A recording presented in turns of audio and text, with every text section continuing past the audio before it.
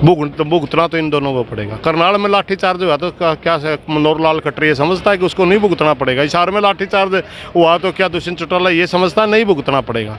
ये हरियाणा प्रदेश है, यहाँ पर किसानों के ऊपर जिसने भी अत्याचार करे दोबारा कुर्सी नसीब नहीं हुई। आप पिछले मुख्यमंत्रियों का इतिहास देख लीजिए, जिसने गोली चलाई दोबारा कुर्सी नहीं मिली। हम इतनी जास्ती कभी सहन भी नहीं किया करते थे, मगर मजबूरी है कि हम पूरे देश के किसान संगठनों के साथ बैठे हैं। अकेले निर्णय नहीं ले सकते, वहाँ निर्णय पूरे देश की स्थिति को देख के लेना पड़ता है। अगर हरियाणा का अकेले का आंदोलन होता तो अब तक का हम खट्टर को कभी का जवाब दे देते। खास हरियाणा देखने वाले सारे दर्शकों ने सोनू बाली की राम राम। इस टाइम घरोंडा मंडी में हाँ, और एक बड़ी कॉल थी करनाल घटना के बाद में कि भाई आप आइए, कोई बड़ा फैसला लेवा, क्योंकि लेवे है दूसरा तीसरा दिन लाठीचार्ज हो जाए है और पिट पटाखा घर जाना हो जाए है। ये तो सिस्टम कुछ ख़राब हो गया। सुरेश कोच जी हमारे साथ में बड़े किसान नेता हैं और काफ़ी प्रभावशाली भी हैं, तो उनसे बातचीत कराएंगे। राम राम जी। राम राम जी। तो आज पंचायत बुलाई थी और करनाल जो प्रकरण होया है, एक सोची समझी साजिश लग रही थी, क्योंकि पहले एक वीडियो जारी हुई है कि भाई सिर में सीधे लठ मारियो। आपने इसका पाछे के प्रायोजित लाग गया था? एक एसडीएम में जिस किस्म की वीडियो आ रही है उससे साफ लगता है कि लाठीचार्ज मात्र सिर फोड़ने के लिए ही वो करवा रहा था, जबकि उसका अधिकार नहीं है। लाठीचार्ज में भी पुलिस को आदेश होता है कि वो सिर में लठ नहीं मार सकती, पैरों में मारेगी, नीचे मारेगी। उसने ऐसे वो वीडियो जारी करके आदेश दे दिया, उसमें हमारा एक किसान भी शहीद हो गया। ये बात देख करके पूरे हरियाणा के किसान संगठनों की मीटिंग बुलाई थी हमने। वीडियो, आप मेरी वीडियो चेक कर सकते हैं, किसान संगठनों की मीटिंग के लिए बोला था। लेकिन यहाँ पे हजारों की संख्या में पहुंच गए। किसान हरियाणा का इतना रोष में है कि इतना दुखी हो लिया।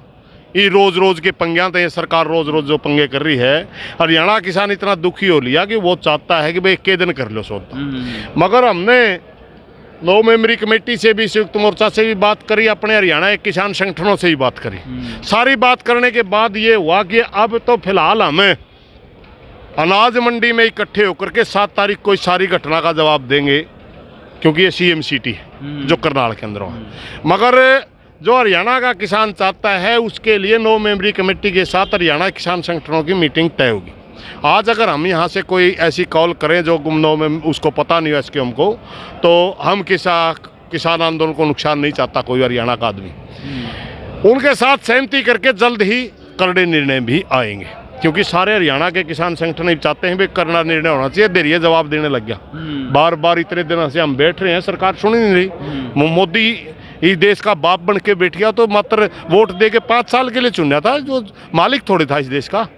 तो ये सारी बातों के ऊपर विचार हुआ। आज का फैसला, आज फिर निर्णय हुआ कि हमें 7 तारीख को अनाज मंडी में ज़्यादा संख्या में इकट्ठे होंगे, क्योंकि 5 को मुजफ्फरनगर में रैली है, वो भी डिस्टर्ब ना हो। और 7 तारीख को मंडी में इकट्ठे होकर जवाब देंगे। एसडीएम के खिलाफ पर्चा दर्ज हो।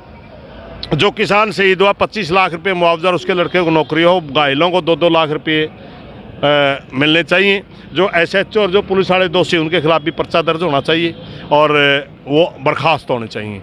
ये हमारी करनाल प्रकरण को लेकर के थी। आगे की जो आंदोलन तेज करने की बात है वो सारे हरियाणा किसानों के संगठन 9 मेंबरी कमेटी के साथ एसकेएम में रखेंगे अपना विचार, और वहाँ उनको बताएंगे भी हरियाणा किसान क्या चाहता है। ये टाइम दिया है, 7 तारीख तक का टाइम दिया है। अगर ये मांगे तो रख दी हैं आज, लेकिन ये पूरी नहीं होती हैं और उस दिन अनाज मंडी करनाल में सारे बुलाए जाएंगे, भारी तादाद में आएंगे, तो ऑन द स्पॉट आपने क्या लगा क्या फैसला लिया जाओ अगर मांगे नहीं? हमने वो आपने शायद मैं बताना भूल गया, अनाज मंडी में इकट्ठे हो गए, सेक्रेटरिएट नहीं रंग, और सेक्रेटरिएट जब तक बंद रहेगा जब तक हमारी करनाल प्रकरण की सारी मांगे नहीं मानी जाती। सेक्रेटरिएट के सामने जाके सेक्रेटरिएट ताला लगावाएंगे चुगर्दे, और सेक्रेटरिएट को घेरेंगे, जिस चाहे उसमें कर्मचारी बैठे हों चाहे ना बैठे हों। हम सेक्रेटरिएट को जाम बना देंगे जब तक हमारे करनाल वाले किसानों को मुआवजा नहीं मिलता, हमारा जो किसान शहीद हुआ है उसको सम्मान नहीं मिलता तब तक। तो सरकार को दबाव में लेने के लिए सेक्रेटरिएट क्या कुछ छोटा नहीं लेवल अपनाया गया? नहीं, करनाल प्रकरण का, करनाल का सेक्रेटरिएट सीएम सिटी है। अगर एक डिस्ट्रिक्ट का सारा प्रशासन जाम होता है, सारा सौदा उसका कर दिया, बड़ी बात है, छोटी बात नहीं होती है, तो सोचने वाले की बात है। तो ये सीएम के सिटी के अंदर आकर के जब किसान सेक्रेटरिएट में बंद करेंगे छोटी बात लाओ, बहुत बड़ी बात है। एक बात और सुरेश जी उठकान लग रही है कि हर बार जब भी लाठी चलाई जावे है तो कुछ ऐसे लोग पिटे हैं जो बिल्कुल ही अननोन हुए हैं, लेकिन जो चर्चित चेहरे हैं, जो नेता हैं, उनका आज लग लाठी नहीं लागी तो वह अगुवाई क्यों नहीं करते, जिसकी वजह तक ये है कि बिखराव हो जाए है और वो प्रकरण थोड़ा सा ज़्यादा बढ़ जाए। अगर नेता पहले अगुवाई करा है, पहली लाठी अपना कड़पा खाने की हिम्मत रखा है, अपना सीना पर खाने की हिम्मत रखा है, तो उसका है इतना बड़ा कांड ना हो। आपका सवाल वाजिब है, मगर ये लाठीचार्ज कहाँ हो रहा है मैं बताता हूँ। ये कोई पहले से प्लांट प्रोग्राम नहीं होते, ये अचानक आ गया कि भाई अब जेजेपी का नेता, बीजेपी का नेता फलां जगह आ रहा है, अचानक कोई फेसबुक पर आ जाए या कोई खबर आ जाए यार, कोई भी नेता उसका प्रोग्राम हो सकता 200 किलोमीटर दूर हो, तो वहाँ हम जो 9 महीने से लड़ रहे थे यही इसी सोच के तहत बात ठीक भाई हम विरोध कर रहे हैं ना, वहाँ के स्थानीय किसान इकट्ठे होते हैं और विरोध करते हैं। वहाँ बड़ा नेता हो तो उसको बिल्कुल लीड करनी चाहिए, अगर नहीं है तो मजबूरी बस नहीं भी होता कई बार। अब दो उसके घटना होने के बाद जो नेता आते हैं वो उस चीज़ को, स्थिति को संभालने के लिए आते हैं, क्योंकि हमारा फोकस दिल्ली में है और हरियाणा सरकार चाहती है कि सारा दिल्ली के फोकस का हटा करके हरियाणा के अंदर दंगे करवा दे। हरियाणा सरकार ये चाहती है कि हरियाणा के अंदर दंगे करवा के आंदोलन को बखेर दे, मगर सच्चाई ये है कि हमने दिल्ली के ऊपर चढ़ाई कर रखी, दिल्ली के रास्ते रोक रखे हैं, दिल्ली के बॉर्डरों को डिस्टर्ब करने के लिए तो सारी घटना करवाते हैं, इसलिए हम मौके पर नहीं पहुंच पाते। क्योंकि अचानक मान लो अब करनाल में, आज करनाल में है, जींद में कोल आ गया, अचानक वह दूषण चुटल आ रहा है, जींद वाले कोई ठाली थोड़े रहेंगे, जब तक हम पहुंचेंगे जींद वाले तो उसका विरोध करते होंगे। तो इसमें तो कह रहे हैं कि जब पूरी की पूरी बीजेपी आनी थी तो कुछ न कुछ अन्न होनी तो पक्की होनी थी, क्योंकि यह चीज़ चंडीगढ़ में भी हो सकती थी, दिल्ली भी हो सकती थी, कहीं और जगह भी हो सकती थी, जिस तरह विरोध की स्थिति ना पैदा हो। यहाँ पे विरोध होना था, इतना बड़ा लेवल में जब प्रोग्राम था तो जायज़ सी बात थी कि किसान विरोध करेंगे, और उसके बाद में मूड भी शायद प्रशासन का था तो पहुँचना चाहिए। हाँ, वो बात आपकी ठीक है, लेकिन हम कई बार अंडर एस्टिमेट कर जाते हैं। हमारा करनाल जिला जो बड़ा बहादुरी से लड़ रहा है, पहला आंदोलन है किसानों का, जिसमें करनाल के किसान कई हज़ार की संख्या में, यहाँ 10-10, 15-15 हज़ार किसान इकट्ठे हो जाते हैं। तो यहाँ के स्थानीय जो नेता थे उन्होंने शायद हमारे को सूचना देना इसलिए अच्छा नहीं समझा, भाई हम 10-15 हज़ार इकट्ठे हो जाएंगे, काले झंडे तो दिखाने हैं। इस बात का उनको अंदेशा नहीं था कि प्रशासन इस घटना करेगा, क्योंकि करनाल के अंदर पहले ही विरोध किया इन्होंने, पहले ऐसी कोई घटना नहीं हुई थी, पहले ही विरोध किया था। तो और करनाल का बहादुर किसान ज़्यादा संख्या में इकट्ठा होता है, इसलिए उन्होंने सोचा भाई अपने अपने प्रोग्राम, नेताओं को प्रोग्राम करने दो, हम अपने आप कर लेंगे। वो तो फिर लाठीचार्ज हुआ था, हमने भी आना पड़े।